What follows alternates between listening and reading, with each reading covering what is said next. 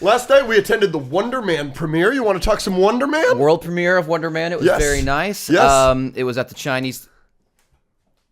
Hello. What's up, guys? What's up? Oh. You want to talk some Wonder Man with us? Yeah. We've got a guest apparently who also attended his first premiere. Wonder Man. DoomBlazer is here. DoomBlazer, finally, one of man, our most yes. requested guests of all time. We are so grateful you have joined us today to talk some Wonder Man. Yes. I'm Definitely. quite honored to be such a part of his first premiere journey. Yes, Yeah. You know what I mean? agreed. Yes. Very deserving. Yeah, Yes. but before we get into Wonder Man, how was your first premiere? Talk about it. Dude, Yeah. it was amazing, man. Actually, no, ironically, it was a wonderful time. Yeah. and I honestly think for my first time in LA, I don't think it wouldn't have been as fun without you guys. Oh, we appreciate it. Yeah. Again, we're honored that you're hanging out with us and that we were able to go with you. So we're gonna talk about Wonder Man real quick. Not just our reactions, not a full review. We only saw 3 episodes, but he will be on Friday's episode of the Patreon. Yeah. So what did you think of Wonder Man? I actually really liked it. Yeah. I think it's a breath of fresh air, and it's the kind of thing the MCU needed for quite some time now. And because like Marvel right now is like banking on nostalgia, which is not necessarily a bad thing. It really depends on the scenario. Sure. But like they do now and then need to make something new and unique for the franchise to stay relevant. And that's the kind of thing Wonder Man is. It's new, it's bold, it does a lot of creative risks. And I think you talked about this earlier after we saw the premiere. You can definitely mention it later. But honestly, the only thing I'm worried about is who's the audience, you know, like you said, because like this is not your average Marvel show, is not your average superhero show. There's barely any action. There was like no action in the episodes we saw. And it was mostly just about an actor in Hollywood trying to land a job, and he just happens to have superpowers. The superpowers were a secondary character. Yeah. This is a story about a guy who wants to be an actor who just happens to have superpowers. And that's not the main focus, which is really interesting. Yeah. Yeah, I enjoyed it. I think most people we talked to after the premiere were like, this is I do agree. Like, I don't think this show will be received poorly, but I don't know if it will be received popularly. Like I don't think it's going to be an Echo where everyone just watches it and hates it, but it's not going to be an Infinity War where people are all obsessed with it. I think realistically, people will like it, but I don't think that many people will watch it. Correct. Because like on Rotten Tomatoes, the critic score is at like in the 90s right now. That's really good. It's like one of the highest rated Marvel projects in years. And I think it really depends on the audience, because like I doubt a bunch of kids are going to watch Wonder Man, to be honest, because like there's not going to be much action. I think it'll be really good overall. At least that's what I'm hearing with the remaining episodes. But like I said, it has like a specific audience. I doubt everyone's going to watch it. It really depends on your taste. Yeah, the question is, will it be good enough to make people watch it? You know, because like Into That's the also Spider-Verse no one really went to see, but then Across the Spider-Verse, Into was Yes, so good, word of exactly. mouth kind of carried it.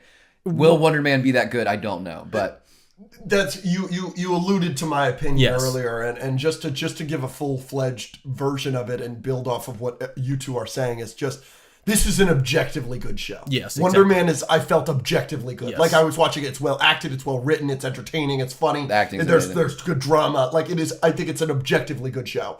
Like you said, 90% on Rotten Tomatoes.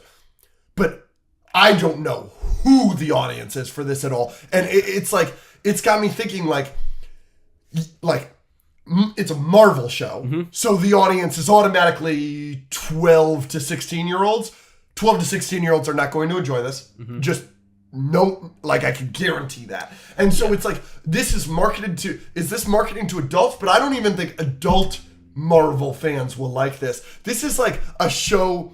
It's getting a lot of comparisons to the studio. Yeah. But it's like the audience for the studio is not the audience for Marvel. Exactly. And that audience, even if they hear how great Wonder Man is, how many of them are actually going to give Wonder Man a chance? Yeah. How many of them even have a Disney Plus subscription?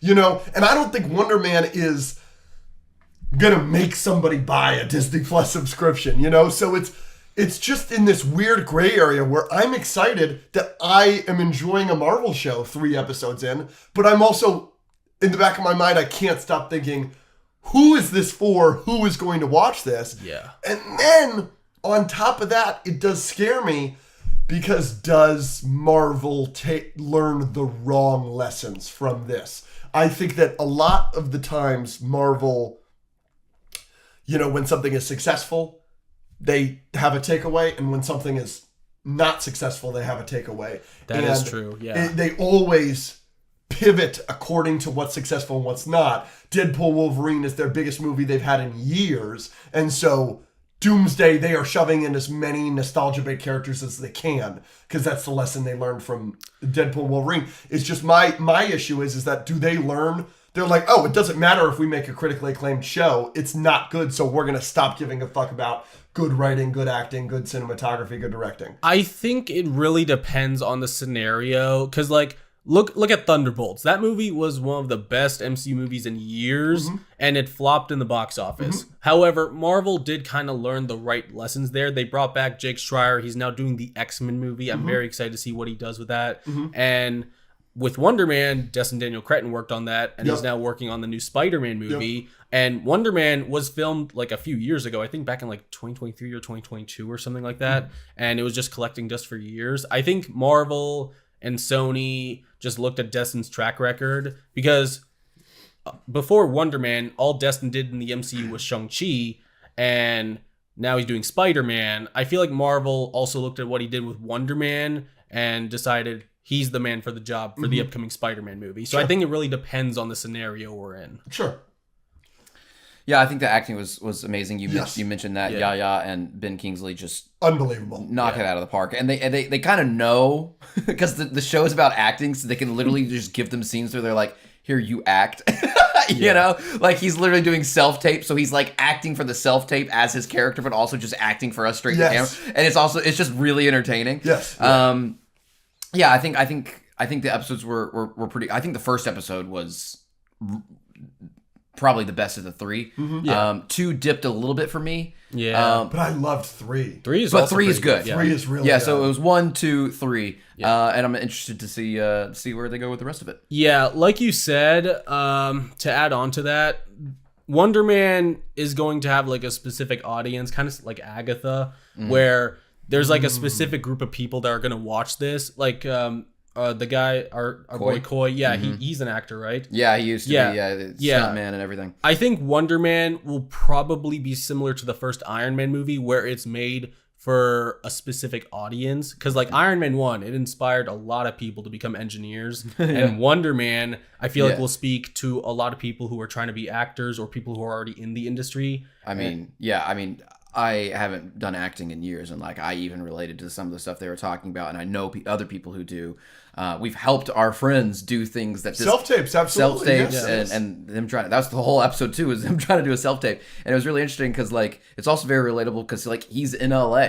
There's a shot of him walking outside of the Chinese theater while we were in the Chinese theater, watching the show. It was really there's cool. Constantly shots of traffic and areas. Dude. I know this. Yeah. I was there last week. Yeah. So that was cool. And for your first LA experience, it must have been a little bit meta. Yeah. The fact that I think they also filmed in LA too, right? Yeah. And just all the one-shot sequences, with Simon Williams driving, pretending to be a talent agency manager. The cinematography and some of the way they shot some of it is really interesting too. But it really helps. It makes the world feel more lived in. Yeah. It feels more real. Yeah. So it is a superhero show. Yes. And the number one thing we got to talk about is Simon Williams, this Wonder Man. What about him? Oh, I'm not sure if I'm allowed to say this. Yeah, I was about to say. Holy shit. I can't say what I was about to say. Yeah. Never mind. I'm interested to see where it goes the rest of the show, is what I'll say. They take a stand on something about his character, and I'm like, fuck yeah. Yeah. That's a great decision. I'm happy that that's what we did with it. Some of the things that they're setting up for the universe and the government and things that we talked about could lead to a lot of interesting things. Yes. No, very exciting. Yeah, very exciting. Very exciting. Yes. Anything else? You can go first. No, go. Okay. Oh crap! I forgot what I was going to say. All right, well I remember. Yeah. Another positive though, because I did mention that Marvel takes away lessons from every single one of their projects. This show, all 8 episodes come out a week from yesterday on Thursday. That is a good decision in I my agree. opinion. Yes. Because we watched 3 episodes last night, and I'm thinking about it. If those episodes came out week to week, you would have lost 90% of the audience by episode 4. But because every single episode is going to come out and the show is getting all the good reviews, it's going to be enough where people just sit there and watch for 8 hours or however long. And it was the biggest mistake by far with the release of She-Hulk is that it came out week to week because people had a certain expectation for it, and it's just not a normal Marvel project. Neither is Wonder Man. Wonder Man is the studio. It's not a normal Marvel project. Those projects are going to be best served for Marvel in the long term if they can be digested all at once rather than week to week theories and this and that, because then you make all the theories and then none of them come true because it's not that kind of show. She-Hulk is a lawyer comedy and Wonder Man is a studio style acting show. Even with WandaVision. Yeah, or even that was fun. WandaVision was better, though, 100%, because the first it was half. week to week. The first half. Yes. But then the second, because all the different sitcoms and stuff they were doing and the mystery and everything. Yes. But then the mystery got so large by the end that Mephisto was going to be there. Yes. And it was just Agatha. Yes. So. Yeah. I think a lot of shows need to figure it out. Release-wise, because it bothers a lot of people. Invincible, I think it hurt Stranger Things a little bit. I think it could have hurt this show. It hurt She-Hulk. There's a lot of shows where maybe you should just drop it at once. Yeah, but there are some shows. Maybe in my opinion, WandaVision, Loki, those shows were better because of the release schedule. Yeah. You can't. If you dropped WandaVision all at once, it was a cultural phenomenon. It's one of the most successful things for the MCU ever. You're right. If that was dropped all at once, it's comes and goes like this. Exactly. It just happens to be that Wonder Man would have come and gone like this no matter what, so it's better that you're dropping it all at once so that you don't piss off so much of your fans. That's kind of what they did with Echo. Yeah. They knew Echo was dog shit, and so they were like, let's just get this out as soon as physically possible. That was week to week, no? No, they dropped all of them at once. Really? Yeah. You watched it all at once on this couch. It was just 5 episodes. Echo? It was just 5 episodes, dude. No, I didn't. Yes, you did. No, because I remember watching it on the Discord with people. Yeah, and you watched not on the couch. On the couch on the Discord. You had your computer open and you were watching it. And I walked by you 3 times because I was still living out here. And I walked by to get water or to get food or something like that. And you were I distinctly remember me at my desk. Okay, maybe I'm an idiot.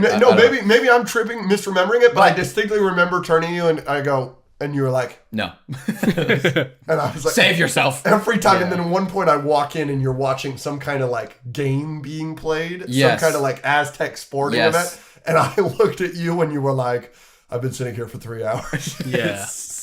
Yeah, but that was rough. Yeah.